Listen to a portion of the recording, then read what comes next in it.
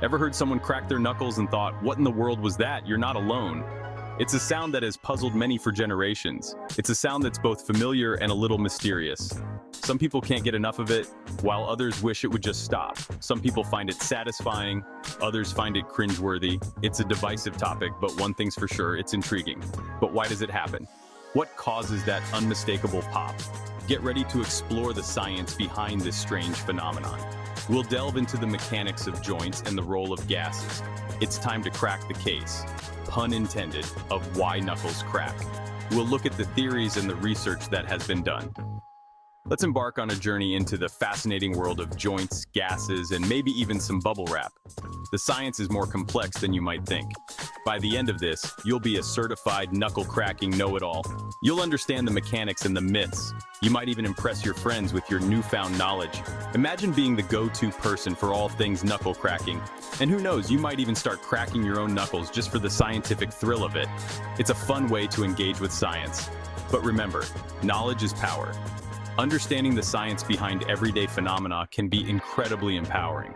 And with great power comes great responsibility, the responsibility to share these fascinating facts with the world, spread the knowledge. So buckle up, science fans. We're about to embark on an exciting journey. We're about to dive into the wonderful world of why knuckles crack. Get ready for an enlightening adventure. All right, science sleuths, let's zoom in on your knuckles. Ever wondered what's really going on when you hear that satisfying crack? They're actually joints, where two bones meet. These joints are crucial for the movement and flexibility of your fingers. Think of them like hinges that let you bend your fingers. Without these hinges, simple tasks would be impossible. Now imagine squirting some oil into those hinges to keep them moving smoothly. This oil ensures that everything glides without friction. That oil is actually synovial fluid, a fancy name for the liquid that lubricates your joints. It's essential for maintaining joint health. This fluid isn't just sitting there. It's full of dissolved gases like oxygen and nitrogen, kind of like how soda has those tiny bubbles. These gases play a key role in the cracking process. When you stretch or bend your finger to crack the knuckle, you're changing the pressure inside the joint. This pressure change is the catalyst for the cracking sound. And that's where the fun begins. It's like starting a mini science experiment right in your hand. Imagine squeezing a balloon with your hand.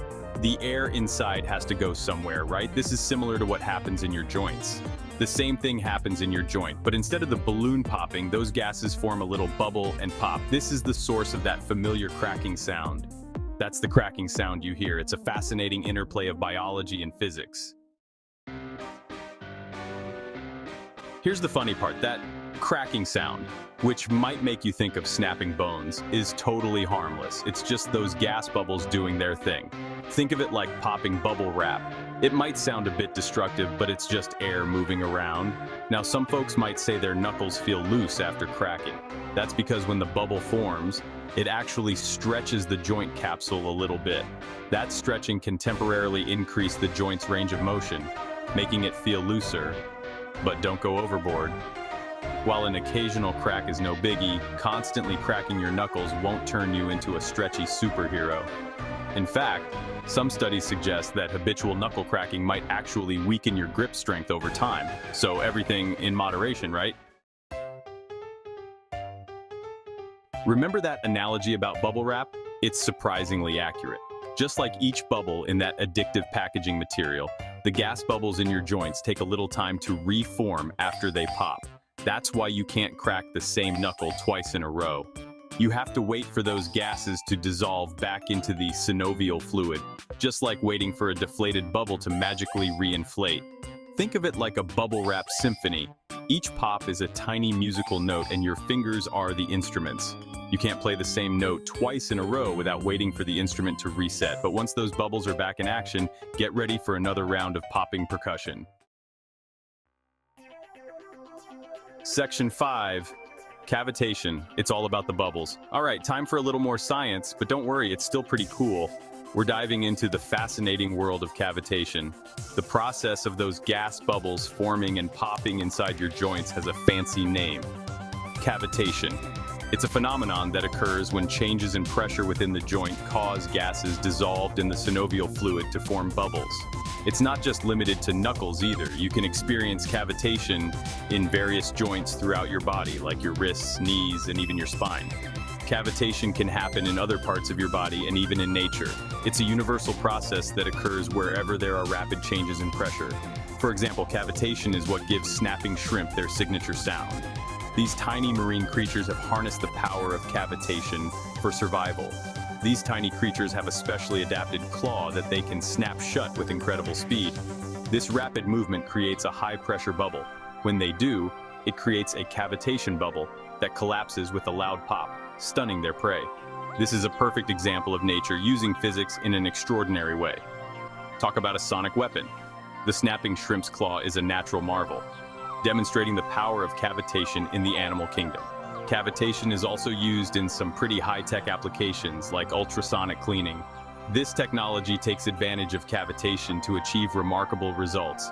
By creating and collapsing cavitation bubbles in a liquid, we can generate tiny jets of energy that blast away dirt and grime. This process is incredibly efficient and effective.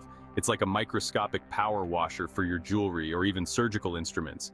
Ultrasonic cleaning ensures that even the tiniest crevices are thoroughly cleaned, making it indispensable in various fields. Section 6, cracking the case. Is it bad for you? Okay, let's address the elephant in the room. Is cracking your knuckles bad for you? The short answer is probably not. Despite what your grandma might have told you, there's no conclusive evidence that cracking your knuckles causes arthritis or any other joint problems. Sure, it might sound a little creepy to some people, but it's mostly harmless.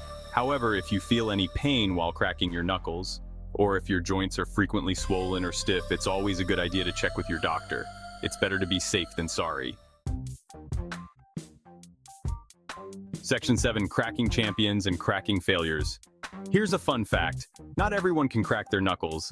It all depends on the shape of your joints, the elasticity of your ligaments, and even how much gas is dissolved in your synovial fluid. Some people are natural-born crackers, while others couldn't pop a bubble if their life depended on it.